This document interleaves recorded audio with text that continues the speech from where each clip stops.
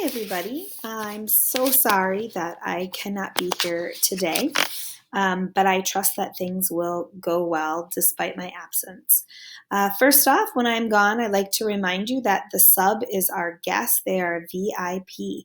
So please be kind, courteous, respectful, helpful, and do your best. Remember our class motto: show pride, show class.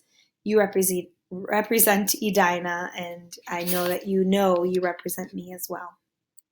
So, really, really sorry I can't be there today. I'm sending good vibes your way.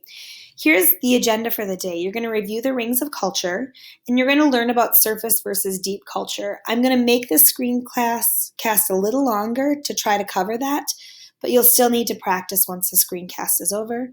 Once that's done, you'll do pathways. You'll have 3 articles to read. They are all linked on your pacing map on Schoology. After you've read them, you can see the sub to get the Rings of Culture practice worksheet.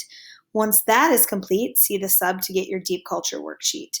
If you do not finish the deep culture worksheet in class, it is homework. Okay, hopefully you can understand each of the 6 rings of culture by the end of the day today, and hopefully you can also tell the difference between surface and deep culture. All right, here we go. So let's start with our learning targets. The one that we're focusing on today is how do our values and our beliefs shape who we are as individuals? Here are our 6 rings of culture: location, age, religion, ethnic, class, and gender. And remember that you have membership in each of these cultures, and because of your membership in that ring of culture, you have beliefs that are influenced by these things. You behave based on influences from these rings, and others react to you either positively or negatively based on your membership in these rings. So there's a part of kids who get to this part and they're like, why do we need to learn about culture? It's not just because you're going to write an essay at the end of the unit. Understanding other cultures actually helps you understand your own culture and what you value and why you believe certain things. When you learn about culture, you learn about people. And instead of judging people for what you see, you can understand them based on what you know. This is called empathy, to think about a situation from another person's perspective. If you think back to the retreat last week, a lot of the work you did was around this idea of having empathy to try to understand that people might be dealing with things that you're unaware of, and we need to treat them based on what we know about them and not on what we see. Unfortunately, we are naturally biased into thinking our own culture is best, and this perspective limits our ability to understand the world we live in.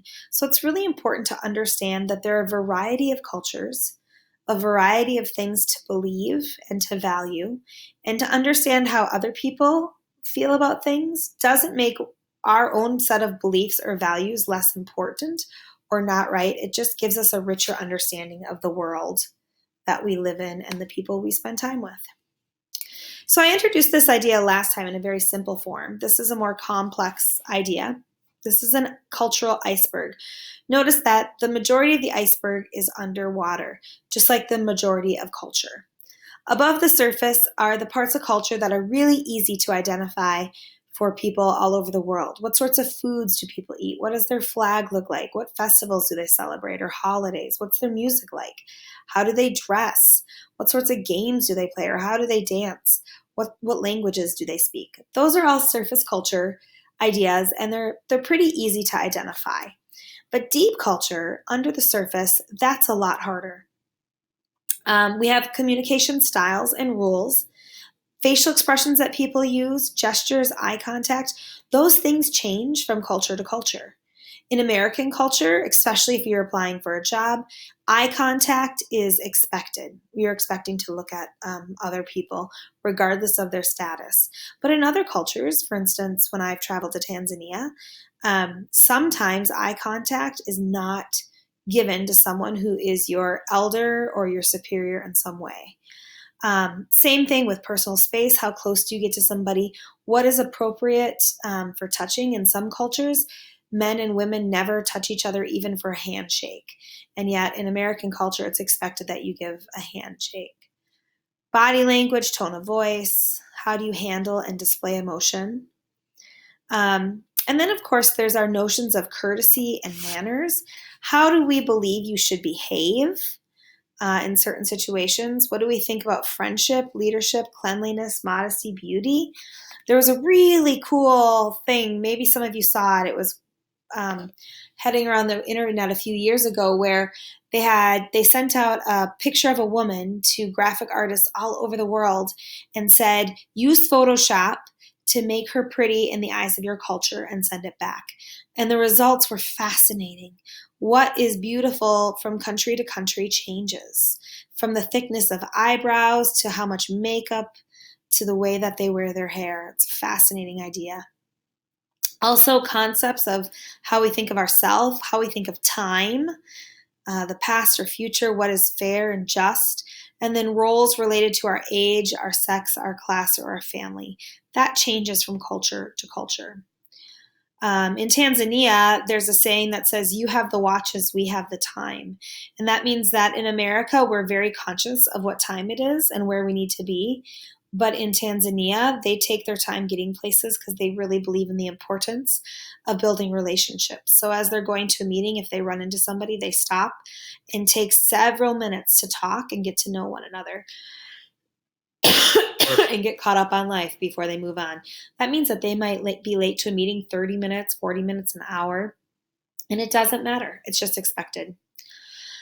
Similarly, attitudes towards people like elders or adolescents, dependents, can change by culture. Rules, expectations, work, authority, that changes from culture to culture. If a culture is based on cooperation or competition, that could be different. Relationships with animals, age, sin, death, all of those things are part of deep culture. Finally, approaches to religion, courtship, marriage, raising children, decision making, and problem solving changes from culture to culture. In some cultures, you need your parents' permission to date.